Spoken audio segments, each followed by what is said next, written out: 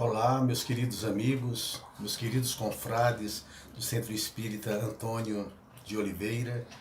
É um prazer estar aqui com vocês hoje para falarmos um pouco sobre o tema O Venenoso Antagonista, né? É um tema tirado da lição número 40 do livro Jesus no Lar, que Chico Xavier escreveu em 1950, né?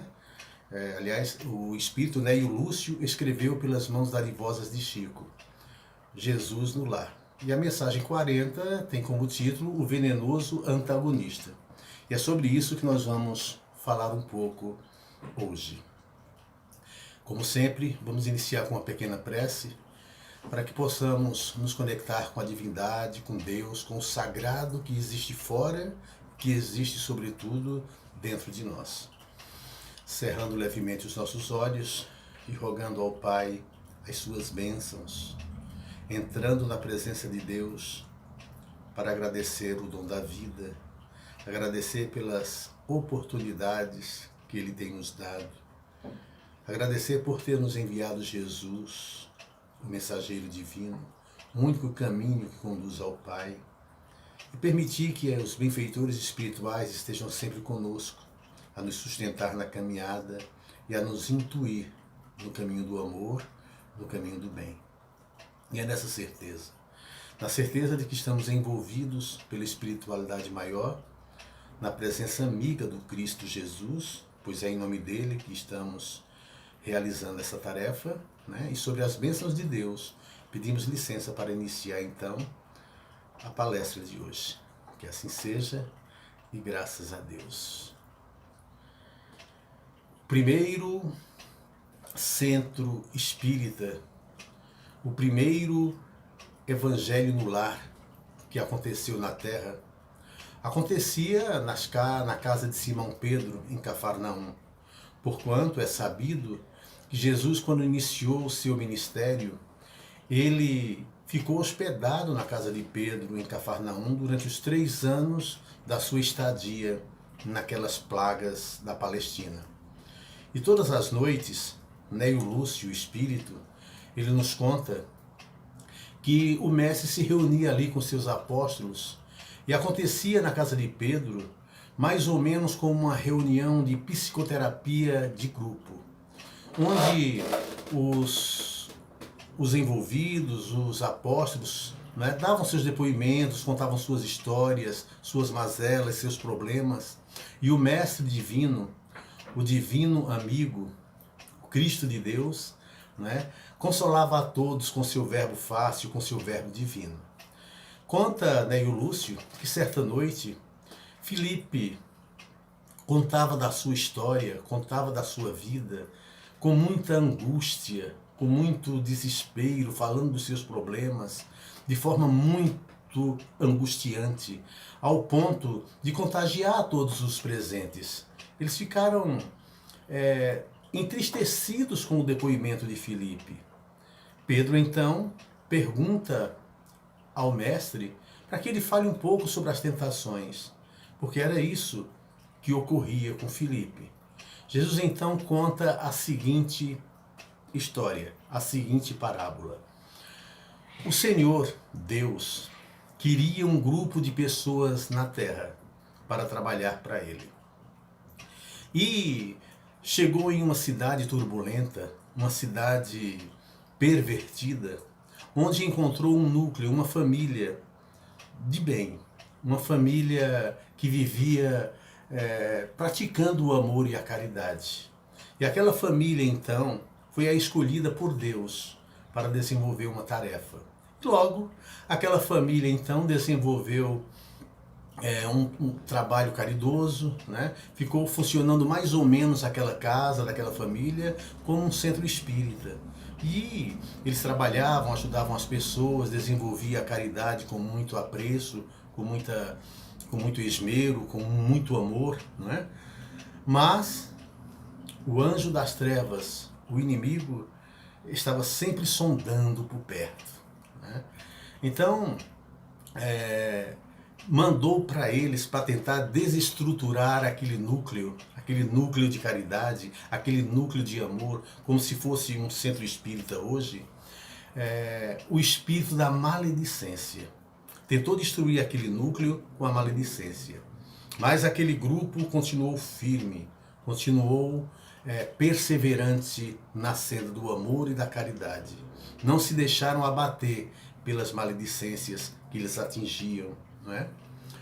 O espírito das trevas, então, segundo Neio Lúcio, mandou então o espírito da calúnia para tentar desestruturar aquela família. Mas eles estavam perseverantes na senda do amor, né? Eles colocaram a mão no arado e não olhavam para trás.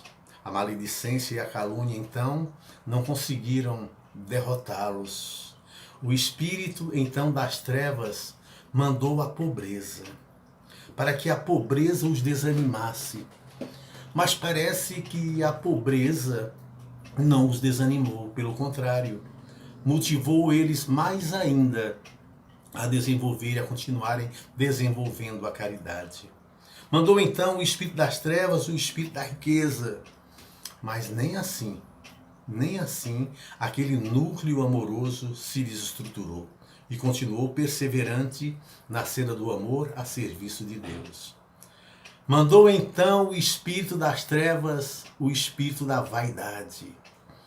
Mas a vaidade não conseguiu atingi-los e eles continuaram seus serviços de amor ao próximo, né? A sua tarefa de ajudar, a sua tarefa de amor, que era esse o desejo de Deus e do Criador, quando escolheu aquele núcleo para que eles trabalhassem no caminho divino.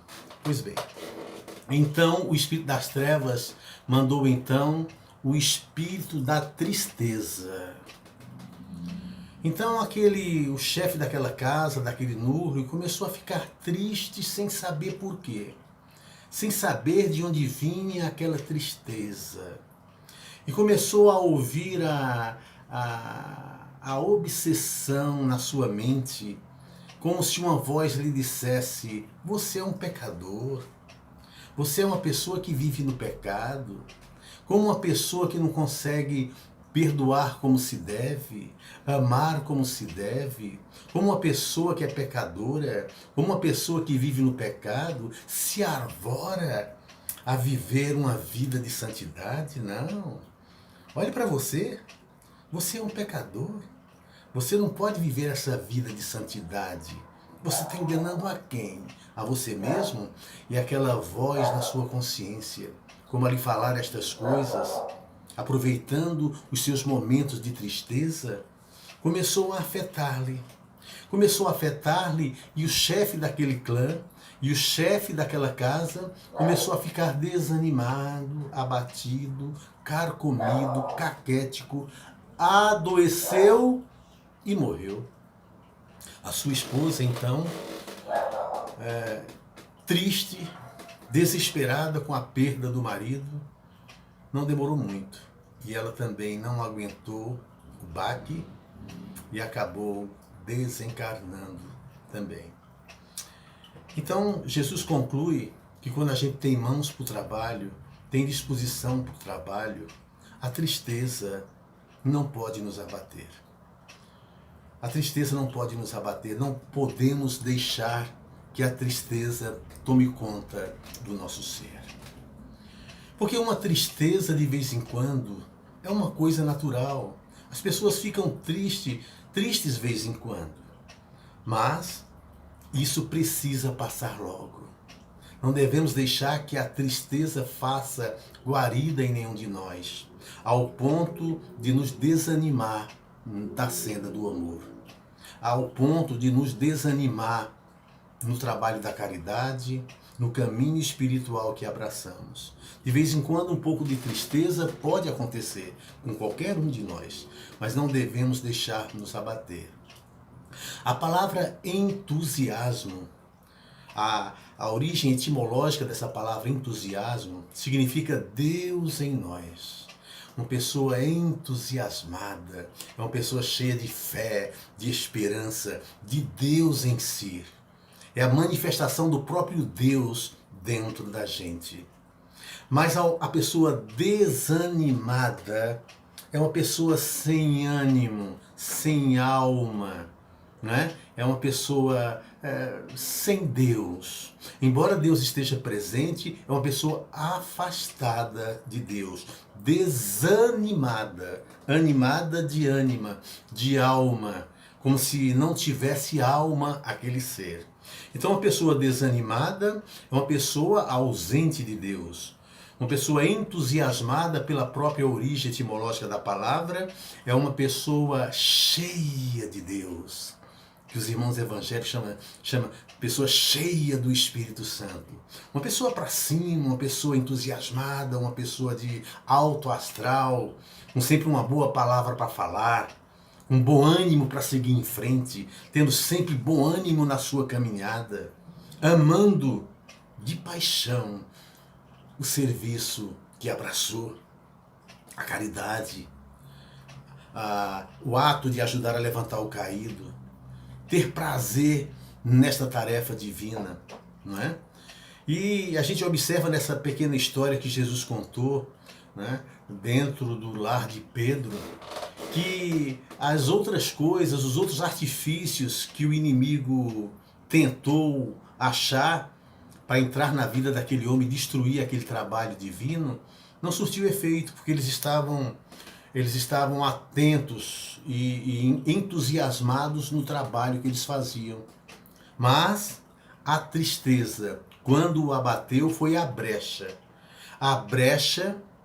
que o inimigo, entre aspas, achou para entrar na vida dele, para entrar na casa dele, achou essa brecha para destruir aquele trabalho. E a gente sabe que os problemas obsessivos é assim. Os nossos inimigos espirituais, ou obsessores, espíritos zombeteiros que pululam ao nosso redor, eles procuram uma brecha para entrar na nossa vida. E a gente observa nessa pequena história do mestre que a brecha que eles encontraram e entraram, fizeram guarida e destruíram aquele clã de amor, aquele núcleo de amor, foi exatamente a tristeza.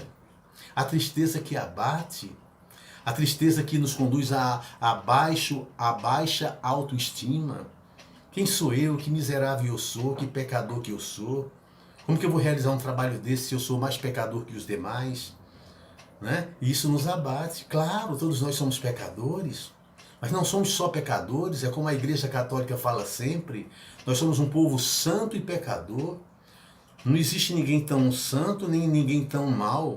Nós somos um misto de sombra e luz. Mas devemos fazer brilhar a nossa luz diante dos homens, como pediu o nosso divino amigo, para que eles vejam as nossas obras e agradeçam a Deus, glorifiquem a Deus. Então brilhe a sua luz diante dos homens, para que eles vejam as suas obras.